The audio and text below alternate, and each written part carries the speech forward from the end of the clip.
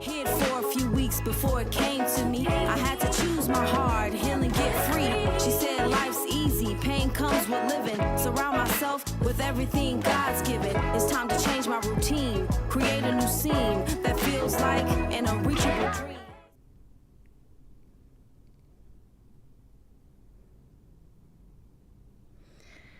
Happy Friday, everyone. Thank you for watching Mentally How Are You today? I am your host, Neena, here to discuss all things mental healing. Today marks the first Friday in June, which is Men's Health Awareness Month. We often focus on Father's Day in this month, yet forget that the month is dedicated to the men's health. With that being said, today I would encourage you to check on all men in your life, make sure they are okay or are aware that they can come to you if they need a listening ear or support. We are going to jump right into today's segments with Mind Matters, and with it being Men's Health Awareness Month, we will focus on the mental health of men. Now, I know that I always see every year a lot of different people post that June is Men's Mental Health Awareness Month, and the words are kind of challenging to say all together. As you can see, I'm even tongue-tied, but it's actually the month for men's overall health, right? So this is important to all forms of health, medically and mentally. But of course, because we're talking about the mental, we're going to discuss men's mental health on the show this month. I would like to encourage all men to be sure to check in with a primary care physician and your entire medical team to be sure to complete annual screenings and tests that provide early detections to have a better understanding of your overall health. Now, speaking mentally, it's important to note men and women can experience the same mental health challenges. However, today we are highlighting men, their signs, symptoms, common diagnoses, stats, and facts. Now, many of the stats that I will provide to you today will come from the APA, which is the American Psychological Association, and they just have a lot of numbers that we are able to review and get, most of the information needed concerning a lot of different stats with mental health concerns.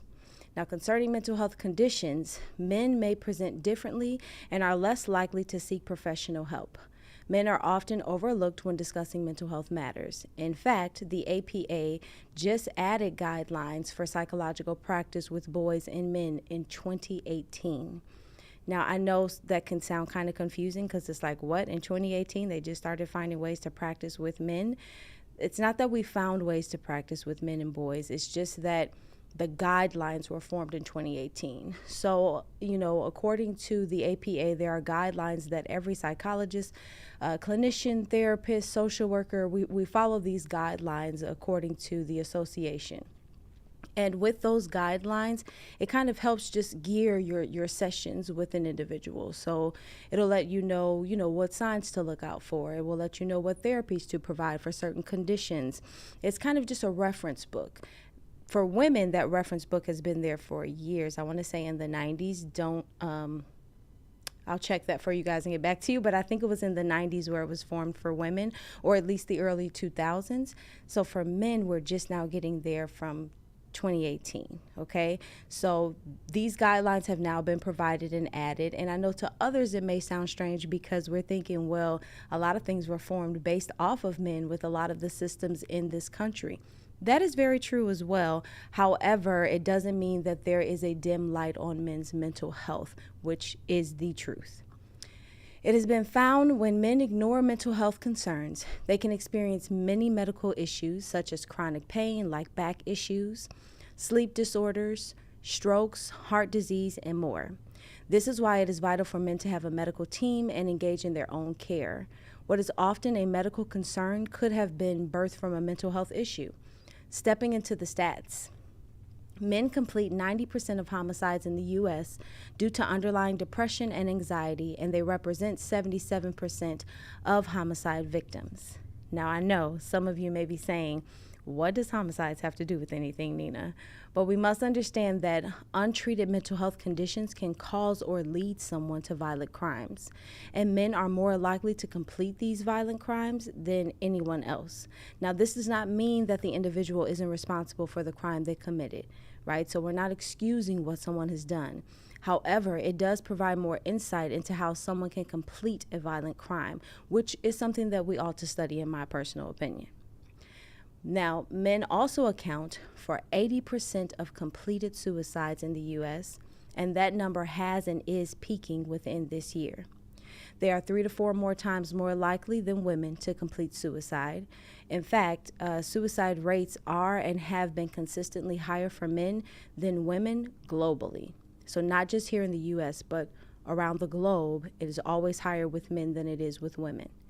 It is important to note that 1 in every 10 men struggle with depression and anxiety that has gone untreated or addressed, which leads me to some common mental health diagnoses for men. We'll start with major depressive disorders. For men, this can look different. This may present as anger, irritability, and risky behaviors. Risky behaviors would be extreme sexualized content for themselves.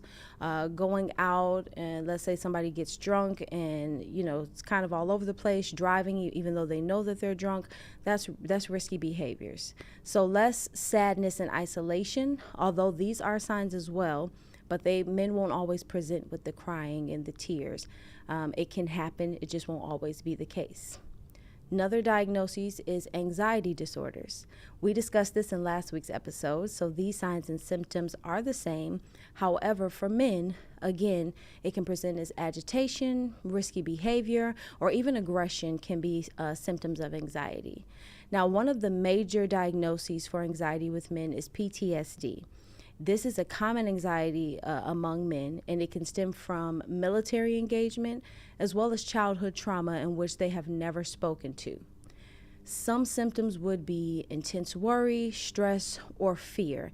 And that intense worry, that stress, and that fear all comes from being bottled up on the inside where, let's say a man did experience some form of trauma and abuse when they were children. They bottle that up, and it's almost like when we have a soda can and you shake it up, and eventually once you open it, everything just bursts everywhere, splatters everywhere. That's how things can come about with men with PTSD.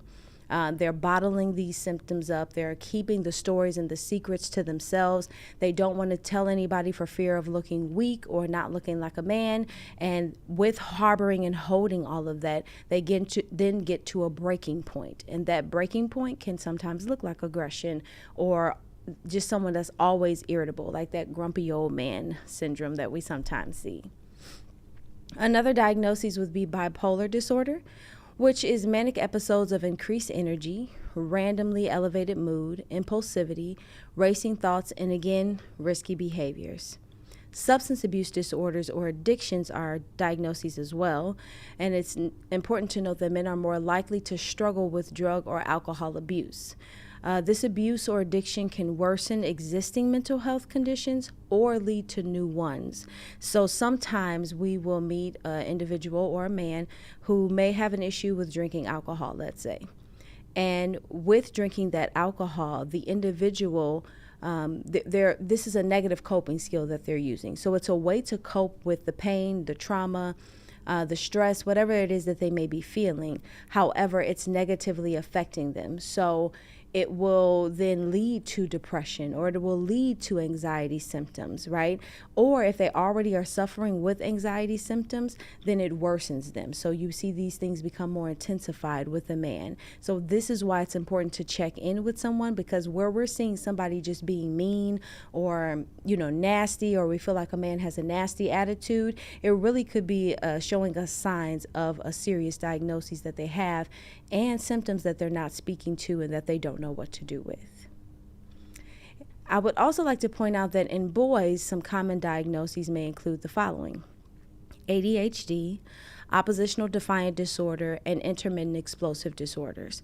Now, for those of you who have children and you have, sons, then you maybe have heard some of these diagnoses in a school. If there's a young man who acts out, who's maybe, let's say, the class clown, or never able to really focus or pay attention, or they get upset and fight peers, then you may have heard one of these diagnoses thrown out there or in conversation during a meeting with school professionals. These are common among boys just because of the same diagnoses that I just went over and their signs and symptoms. The difference here is that we're dealing with someone younger, right? So it can't be as contained as it can be with an adult man. However, for a young boy, everything's just on the table. So it looks like they're just explosive when really they may just be going through some depressive symptoms. Although these are some common diagnoses for men, I do have to mention that men are often underdiagnosed. This is due to not recognizing or reporting symptoms. An example would be because a man is not in tears or stuck in bed, as we often hear as signs of depression, but rather they present as frustrated and angry. We will label that as a need for anger management instead of the possibility of depression or anxiety. So then they don't get the proper diagnosis needed. With this being said, I'd like to step into pop psych versus clinical psychology because it leads me to addressing a few myths, right? We need to address some myths regarding men's mental health. Men don't experience mental health issues as often as women, and suicide is not a big risk for men. False. That's very wrong. Talking about emotions is a sign of weakness. First, let me go back. So the first statement that I just made, that men don't experience as many symptoms as women and suicide is not a big risk among them, right? I think everything that I said before that is proof that that's not true. Men experience some of the same signs, symptoms, concerns, and issues as anybody who's going through a mental health struggle or battle. And we just learned that the rates are higher for them than it is amongst women. So now I'll go to my second myth, which is talking about emotions is a sign of weakness. Super false. Weakness means to lack in strength, right? And strength is the quality or state of being physically strong. So when we are discussing emotions, there's no such thing as strong or weak. It's just emotions, guys. Like, you can be upset. Someone can hurt your feelings. A loved one could have done some wrong to you. And now from those experiences, you may feel sad. You may feel guilty. You may feel low. You may struggle to get out of bed at times because of the memories or the racing thoughts. Anyone can feel these things. It has nothing to do with being weak, but everything to do with a response from an actual action. Okay, so remember that emotions are just emotions. It has nothing to do with gender, race, sex, any of it. It's just an emotion. Another myth is that real men don't cry. I dislike this comment so much amongst everyone, not just men, because it is scientifically proven that crying reduces stress, it releases tension, and improves mood. So crying is cleansing, is what I tell all of my clients. It releases endorphins, and during crying, you may have pain relief, and it can also help alleviate both physical and emotional pain altogether. Tears may help remove toxins from the body, actually, including stress hormones, and anything contributing to a sense of relief has to do with crying. So just remember that crying is cleansing. So when we do all of that work to fight back tears, like I hear this even not just with men, but amongst so many different people, where they go, I don't want to cry. I don't want to let my tears fall. I don't want to be upset in that way. I think we need to start asking ourselves why. Because as we discussed last time with anxiety, our body stores up our emotions, our feelings, our thoughts, trauma, tension, stress, right? This is why we have physical coping skills that we're to use, because our body stores it all up. And sometimes the activities that we engage in don't truly release the way that we need them to, right? So if I complete progressive muscle tension coping skill every day, I still may not get everything out. There may be some residue of what I'm feeling left where I need to release. And crying can do that. Crying literally is a buildup of everything. And when you get to a point where you won't release it or you can't find a way to, then the tears will stream, the tears will flow. But that isn't a sign of weakness. It isn't a sign of something being wrong with you. It's just a sign that your body, like scientifically, is releasing what's there, what's needed for you to let go of. So it's important for us to encourage I'm not saying to just tell everybody to cry all the time, but I am saying that it's important to be sure that we allow people the space to do so and allow them to see that there's nothing wrong with it. This is actually a scientific fact and proven fact that your body needs to release this stress. Okay? Another myth: men who seek help are less masculine. Now, this statement is often contributed to toxic masculinity. Toxic masculinity is an attitude and way of behaving associated with men that has a negative impact on the man as a whole. So, by example, the refusal to cry or report fear, being overly sexualized, overlooked for all abuse, right? All due to the thought of men being more dominant or having greater strength. It is attached to the idea of the denial of real thoughts, feelings, and emotions. Remember, thoughts, feelings, and emotions have nothing to do with man, woman, boy, girl, child, adult, or anything like that, but rather all aspects and a part of the human experience. So as a human being, we feel, we think, we remember, we hurt, right? We respond to our emotions, however that may be, but it has nothing to do with masculinity or not. So this is what keeps men from therapy, is toxic masculinity. Because I know culturally in some cases, I know with some races, I know with some ages, it is often promoted that we don't need to go to therapy. I talk about I get my problems out by doing this or doing that, or I don't need to say anything. What goes on in this household stays in this household.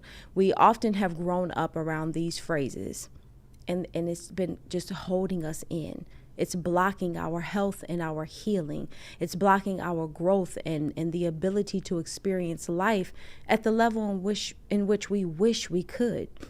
So rather than blocking yourself, I would strongly encourage any man watching this episode to go, and if you can't personally seek help yourself, meaning you don't know where to go or what to do, connect with someone who does. Watch the first episode of the show.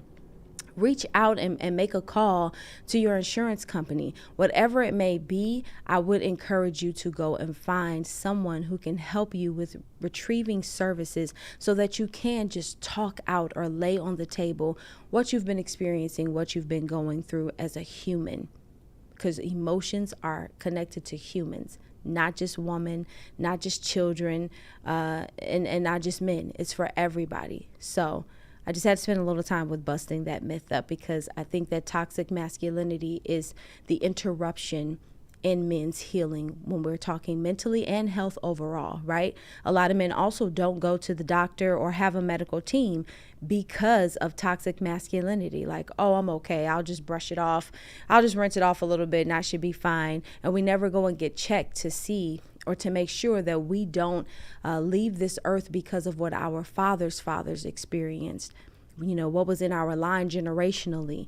We don't go and check on those things mentally or medically, and we end up suffering with the same exact situations because we didn't go and get a checkup. So I'm encouraging you today, men, to go and get a checkup. And even if you're sitting with a medical doctor, you can say, you know what? I also think that I need some mental health expertise as well, and they'll connect you with somebody. Moving on to mentally, how are you? For today's segment, I want you all to remember that you can email me all of your questions and concerns, and we will review them on the show. That email is mentallyhowareyou@gmail.com. Now, for today, I actually received an individual who he really wants to give his testimony as to how mental health services helped him and saved his life. The problem that we're having is confidentiality, right? And trying to figure out how to have him on the show and be able to speak to his growth and his healing without interfering with confidentiality or privacy. And just, it can be a handful. So I spent a lot of time actually speaking with him in the past week. and was unable to find that way for today's episode. However, I want to leave the email open for all men to write in this month, and I'm encouraging you to ask me anything it is that you want to know, any fears that you have about therapy, any concerns, if you think the therapist is going to tell your business, if you think that the therapist is going to share things amongst other therapists, whatever your thoughts are about mental healing and mental health, I want for men to write into the show this month, since the month is dedicated to you. And I would like to answer those questions for you, okay? But for the individual that wants to come and give a testimony, we are going to find a way. I'm going to find a way to get his words to you, just because I believe that it's powerful. And I think it'll be an opening in a way to just help other men and encourage other men to seek the help that they need, okay? For today's toolbox techniques. Currently, for our toolbox technique, I would suggest engaging in a men's support group, exercise, expressive therapy, meditation, connecting with loved ones, and of course, beginning counseling if possible. Counseling for men can help develop emotional awareness, regulation for life stressors, improve and create healthy relationships, and increase resilience in more areas than just your mental health, but in life overall. Fellas, my friendly reminder for you is to remember you are not a robot. It is very important for every man to not function or live on that thought. So today I would challenge you to journal as your toolbox technique. Ways in which you see yourself. You know how we do pros and cons lists for if we want to date somebody, or if we want to buy something, if we want to make a big purchase, we'll do a pros and a cons list. Today I want you to do a man and a robot list. In your journal entry, list the things that you see yourself doing robotically. You're just doing it because society says a man is supposed to. You're just doing it this way because that's what was expected of you in your household growing up, right? You're just on a schedule where you don't drift away, where you don't create, where you don't imagine, where you don't engage. I would like you to list those things out, and then list out what it is that you want to do just as your own man. How have you always seen yourself? What are some dreams that you never latched onto, or that you never gave any more effort into trying to become or manifest, right? I would like for you to make that pros and cons list, or that robot versus man list, and really review like which one outshines the other. If the robot list outshines you being a man, then I think it would be time for you to go over those ways that you're performing as a robot and acknowledge what isn't a human experience. Acknowledge what isn't actually speaking to who you are and who you want to be, and then begin to work on those things. You can even take a list like this to a therapist or to a counselor and say, hey, I got this idea from a show, I did it, and to me, I don't like how this looks, and I would like to move forward with working on my mental healing. So that is my toolbox technique for you today. But also today, we will go over the guidelines for our gift away. That is right, we're having a gift away on the show. If you're a man looking for mental health services, but let's say you don't know where to start, you don't know where to go, you don't know who to turn to, look no further. I'm here. It's me, Neena. Hello. You can enter our gift away to win 1 free assessment and 3 free counseling sessions. That's right. Mentally How Are You will sponsor this prize to one man who completes the following guidelines, which they're really simple. It's not a huge thing you have to do. One is you have to follow Mentally How Are You on Instagram. So that is mentally_how are you on Instagram. 2, you have to be following Aurora Community Television on YouTube. And then 3, you need to email us providing your contact information, your name, your age, number, address, and an insurance card if applicable. And I know you're thinking, Neena, you said it was free. It is free. It is free. An insurance card is only needed for steps after the 3rd session with the company. So by example, let's say you complete your 3 sessions, but you need a little bit more time with the therapist because you're really breaking ground and getting to some better understanding, then the insurance card will come into play at that point. If you don't have insurance, don't worry about that. The therapist that you're going to meet with and the team you're going to meet with, they will help you.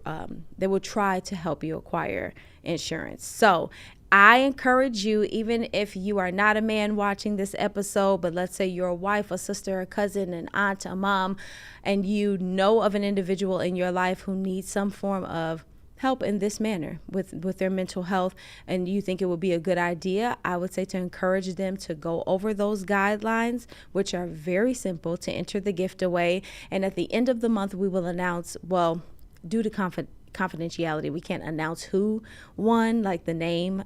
However, we will let you know that someone did win, and then those sessions and that assessment will begin in the month of July for the individuals, just because we want to give the whole month, time for people to enter into the competition.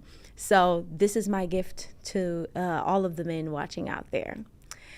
I will move forward for the rest of this month talking all things concerning men's health altogether.